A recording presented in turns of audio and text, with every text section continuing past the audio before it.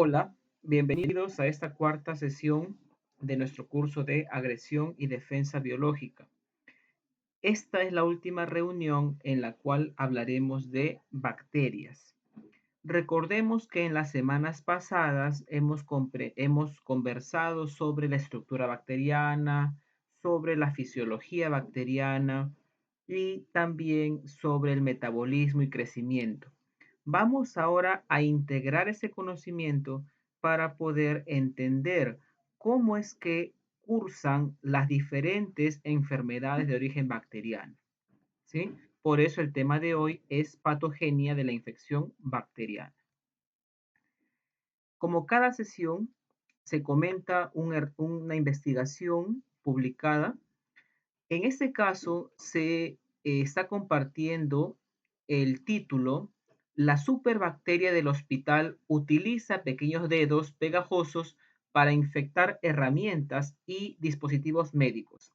Aquí tenemos que hablar de un tópico importante en microbiología clínica, que son las infecciones intrahospitalarias, aquellas infecciones que son adquiridas por el paciente normalmente cuando está internado en una sala, por ejemplo, de emergencias. Aquí también podemos evidenciar que hay dos temas que hemos hablado previamente. Por una parte, la estructura, porque aquí nos hablan de los pili. Recuerden que los pilis son estructuras bacterianas que permiten también, además de la conjugación, permiten la adhesión a superficies, por ejemplo, ¿no? Y también vamos aquí a rescatar un término importante para la clase de hoy, que es el de superbacterias. Aquí, además de la problemática ligada a la adquisición de infecciones en el hospital, tenemos que hablar también de la resistencia a antibióticos, el cual es un fenómeno sumamente preocupante en los últimos años. Y sumado a esto también viene un concepto que son los dispositivos médicos invasivos, por ejemplo, un catéter. Aquí yo planteo una pregunta. ¿Cuál es el riesgo que existiría si es que este catéter u otro dispositivo médico invasivo estaría infectado y colonizado con bacterias previo a la intromisión en el paciente? Imagínense y reflexionemos también. Justo sobre este tema, y dado el contexto que estamos ahora atravesando, he colocado en su aula de Clasting un caso. Este caso, por favor, deben de leerlo después de esta clase y antes de nuestra reunión semanal. ¿Por qué? Porque este caso está asociado a lo que son las superbacterias, inclusive sumando una problemática a lo que se vive ahora en los hospitales, como es el tema del COVID. Aquí nos habla de infecciones intrahospitalarias ligada a tres bacterias: Acinetobacter, Klebsiella y Pseudomonas. Este caso lo revisaremos en nuestra sesión del día que toque la videoconferencia. La agenda del día de hoy es esta. Hablaremos de infección bacteriana, bacterias patógenas comunes y también resistencia a antibióticos. El objetivo de hoy, ustedes aprenderán a cómo interpretar un antibiograma y también la importancia que tiene este en la parte clínica. Cuando hablamos de infección bacteriana, hay que recordar que la infección se define como el ingreso y la colonización de bacterias, en este caso patógenas, en un huésped, en este caso que es la persona, el individuo, ¿no? Cuando hablamos también de infección, es importante reconocer que existen vías y mecanismos. Cuando yo me pregunto cuál es la vía de infección, voy a preguntarme por dónde ingresa este agente bacteriano. Puede ser por vía digestiva o entérica, vía respiratoria o vía cutánea. En cambio, si nos hacemos referencia al mecanismo de infección, lo que queremos saber es cómo se adquiere la infección. Por ejemplo, puede ser ingesta de alimentos contaminados, inhalación de gotitas infecciosas, puede ser un daño o un corte por la piel, puede ser también la picadura de un mosquito infectado o también el contacto directo con un infectado. Entonces, hay que distinguir muy bien vías y mecanismos de infección. Hay que también reconocer que la infección bacteriana ocurre a nivel celular en los tejidos. ¿Cuál es el curso que sigue? Lo primero es que nosotros en el día a día nos exponemos a patógenos bajo diferentes formas. Estos patógenos pueden atravesar las barreras biológicas de nuestro cuerpo, llámese piel, mucosas, por ejemplo, y estos van a adherirse a nuestras células inicialmente, van a pegarse. Recuerden que aquí van a tener importancia estructuras bacterianas como por ejemplo el flagelo que le otorga movilidad, el glicocáliz que le permite pegarse o también las fimbrias. Una vez que esta bacteria se ha pegado a la piel, a la superficie celular, lo que va a hacer es, mediante su metabolismo, generará moléculas que le permitan invadir, ingresar al tejido y de esa manera también a las células. Una vez instalada la bacteria en las células, lo que va a hacer clase pasada es crecer. Y recuerden que el crecimiento implica el aumento en el número de bacterias. Aquí pasará un tiempo determinado, la bacteria usará nutrientes de este entorno celular para que para aumentar su número de células. Y también como consecuencia de este crecimiento, muchas bacterias tienen la capacidad de generar toxinas, moléculas que van a alterar a nuestras células en su fisiología. Entonces, la conclusión a nivel celular, la consecuencia sería que van a haber efectos tóxicos, que puede ser a nivel local en el tejido o también puede diseminarse y tener un efecto sistémico. Y lo otro también es que las bacterias pueden migrar a otros tejidos, pueden diseminarse, principalmente lo hacen mediante el torrente sanguíneo. Como consecuencia final, tenemos que esta infección bacteriana va a traer consigo un daño al tejido y también el proceso de enfermedad, en el cual ya hay una alteración a nivel fisiológico en el organismo. Aquí, por ejemplo, podemos ver de qué manera una bacteria como E. coli, en este caso de tipo enterotoxigénica, va a afectar, va a alterar la fisiología de nuestra célula intestinal, ¿no? ¿Qué ocurre aquí? Esta bacteria ya ingresó, se encuentra a nivel del intestino delgado y lo primero que va a hacer es, mediante sus factores estructurales, unirse a la célula. Aquí vemos que esta bacteria, la E. coli enterotoxigénica, está liberando toxinas, en este caso llamadas toxinas lábiles a la temperatura. Las toxinas tienen la capacidad de penetrar a la célula mediante vesículas y estas que son proteínas van a interactuar con nuestras moléculas. Por ejemplo, aquí dice que interactúa con la ADP ribosa y mediante mecanismos bioquímicos, estos van a dar paso, por ejemplo, a la adenilciclasa. Esta adenilciclasa viene a ser un mensajero químico. Este mensajero químico finalmente lo que va a hacer es liberar eh, electrolitos como el cloruro y también sodio y el agua. Por esto es que después de la infección con esta bacteria es que se manifiesta una diarrea. ¿Por qué? Por la pérdida de agua y también de electrolitos. ¿Y quién causó esto? Pues fue la toxina bacteriana que forma parte de este proceso infeccioso por la E. coli. Se dan cuenta de qué manera es una cascada de reacciones que afectan a nivel celular y esto trae consigo pues un cuadro patológico en el hombre. Vamos a ver ahora algunos ejemplos de bacterias, porque realmente bacterias hay muchos, patógenas hay muchas realmente, pero conversaremos de quizás de las más importantes en nuestro entorno, ¿no? Tenemos algunas infecciones bacterianas que afectan a nivel sanguíneo. Eh, Normalmente la sangre debe ser estéril, ojo, pero algunas bacterias tienen la capacidad de poder llegar al torrente como medio de transporte y también causar daño a nivel del sistema vascular, ¿no? Incluso cardíaco también. Por ejemplo, tenemos aquí la endocarditis infecciosa bacteriana causada por estreptococos, enterococos o estafilococos, ¿no?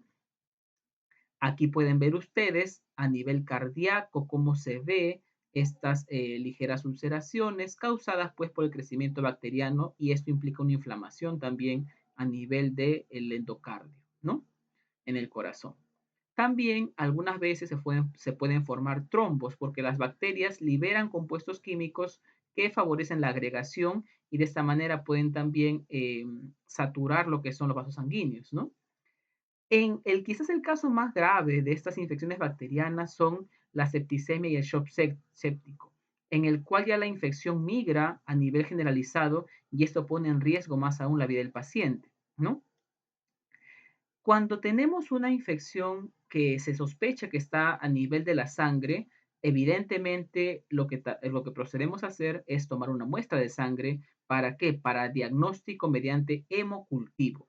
Entonces, en el laboratorio, esta sangre va a ser cultivada para evidenciar el crecimiento o no del agente bacteriano, luego seguir con su identificación y el tratamiento oportuno. En la piel, recordemos, hay una microbiota, pero en ocasiones esta microbiota puede verse alterada tanto por factores intrínsecos de la persona como también por la llegada de agentes extraños, agentes bacterianos foráneos, ¿no? Entonces, algunas veces estas bacterias pueden causar infecciones a nivel de los folículos pilosos, lo que también puede reconocerse como el acné, por ejemplo, ¿no? ¿Qué más? A nivel de la dermis, en capas más internas, pueden también ocurrir infecciones, y esto es usualmente cuando hay lesiones, por ejemplo, cortes no curados, ¿no? Y también pueden ocurrir úlceras cutáneas. Aquí tenemos a principalmente Staphylococcus y Streptococcus, quienes van a causar estas infecciones a nivel de la piel. ¿Ok? Aquí vemos una imagen de Streptococcus piógenes, por ejemplo. Cuando tenemos sospecha de que hay una infección a la piel y queremos la identificación de ese agente, lo que hacemos es hacer un cultivo de un hisopado de la lesión. Se puede tomar de pronto, si es que hay pus o una supuración, tomamos esa muestra y se hace un cultivo, por ejemplo, en agar sangre para ver el tipo de agente que está ahí causando el daño, ¿no? Quizás lo más común que hemos escuchado son las infecciones entéricas. Esto significa aquellas infecciones que afectan a nivel del tubo digestivo, principalmente intestinales, ¿no? Cuando hablamos aquí de estas infecciones, puede ser que el daño sea causado por la bacteria misma, la infección, o también por sus toxinas que produce. En este caso se llaman intoxicaciones alimentarias, ¿no? Tenemos aquí, por ejemplo, diarreas acuosas causadas por E. coli enterotoxigénica o vibrio también, ¿no? Tenemos la fiebre tifoidea, salmonelosis. La salmonela está más ligada a lo que es eh, el consumo de alimentos derivados de animales y también de aves que están infectadas, por ejemplo, productos derivados de la leche o cárnicos también, por ejemplo, ¿no? Y tenemos las intoxicaciones alimentarias. Este grupo de bacterias, tanto Bacillus, Shigella, Vibrio, Clostridium, tienen la capacidad de poder, conforme crecen, generar toxinas, ¿no? Y estas toxinas son las que van a afectar la fisiología celular. Un ejemplo es Bacillus cereus. Bacillus cereus, por ejemplo, tiene una predilección por crecer en alimentos como el arroz que está guardado. Otro caso es Clostridium. Clostridium es un organismo anaeróbico.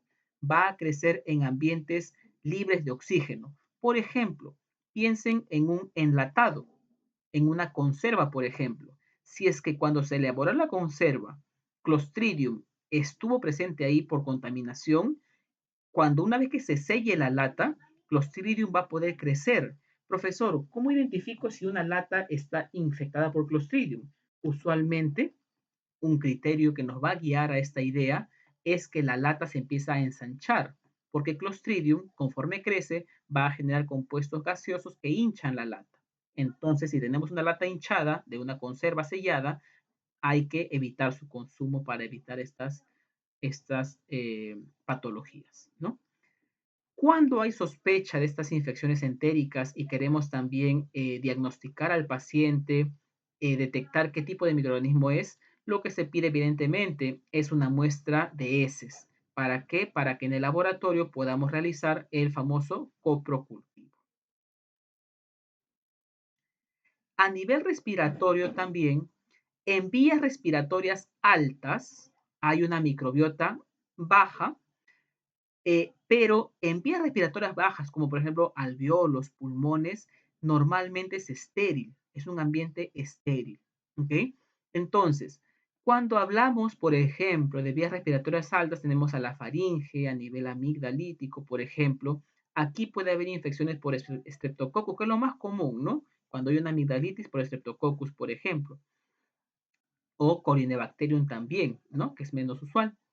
En cambio, cuando yo hablo de una bronquitis a nivel ya de bronquios, vías respiratorias medias, aquí podemos tener, por ejemplo, a Haemophilus influenzae, ¿no? O también a Streptococcus pneumoniae, el cual es causante también de la neumonía, ¿no? Estreptococócica.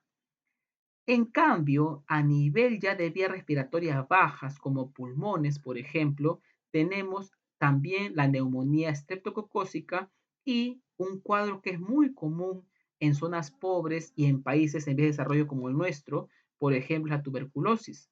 La tuberculosis causada pues por Mycobacterium tuberculosis afecta a nivel pulmonar, ¿no? Entonces, cuando nosotros queremos hacer un diagnóstico de estas bacteriemias en vías respiratorias, lo que pedimos al paciente es un cultivo de secreciones. Si la infección es a nivel de vía respiratoria alta, por ejemplo, faringe, con un hisopo se puede tomar una muestra de vía respiratoria alta. Pero en cambio, si la infección está localizada a nivel de vía respiratoria baja, lo que se procura es pedir al paciente una muestra de secreción, en este caso esputo. Por ejemplo, para el diagnóstico de tuberculosis se pide la muestra de esputo. ¿Por qué? Porque en ese esputo podríamos encontrar en un paciente con TBC al bacilo de Koch y esta técnica se llama baciloscopía, ¿no? Esto se realiza en el laboratorio, se pide la muestra del paciente, se hace un frotis en una lámina, teñimos la lámina y al microscopio podríamos ver a estos bacilos en la muestra de esputo, ¿no? Otras infecciones se localizan a nivel de vías, por ejemplo, genitales, ¿no? Bacteriemias urogenitales. Aquí, por ejemplo, tenemos a lo que son a nivel de riñón, vejiga y uretra. Algo importante aquí también es comentar que tanto la vejiga como el riñón son órganos estériles. No debería haber bacterias normalmente, pero bajo infecciones las bacterias pueden ascender desde la zona genital hacia, por ejemplo, uretra, ¿no? Vejiga, uréteres y también riñón. Esto usualmente quienes lo hacen son las enterobacterias, son bacterias de origen fecal y esto puede ser usualmente por una carencia en lo que es la higiene a nivel genital, por ejemplo, ¿no? Existen también las ITS, ¿no? Infecciones de transmisión sexual. Aquí, por ejemplo, tenemos la sífilis. La sífilis causada por Treponema pallidum. Aquí tenemos a la bacteria con forma, ¿no? De espirilo y también tenemos aquí a la lesión, pues, por treponema, que son estas lesiones en las manos, por ejemplo, ¿no? Y tenemos por otra parte otra ITS que es la gonorrea, causada por Neisseria gonorrhoeae, ¿no? Estas son de importancia, por ejemplo, en ginecología, ¿no? Por el tema de ITS y también porque pueden afectar al curso de la gestación si la mujer pues está en espera de un bebé, ¿no? Cuando hay este tipo de infecciones a nivel urinario, lo que se procede a realizar es un urocultivo. En cambio, si estamos frente a una ITS, como parte del diagnóstico, lo que se hace es un cultivo de secreciones. ¿Por qué? Porque en la gonorrea, por ejemplo, se evidencia una secreción purulenta, blanquecina, a partir de la cual tipo un pus parecido podemos cultivar y aislar a esta bacteria, ¿no? Quizás el grupo de bacterias que son más peligrosas y de mayor importancia a nivel clínico son aquellas bacterias que llegan al sistema nervioso central.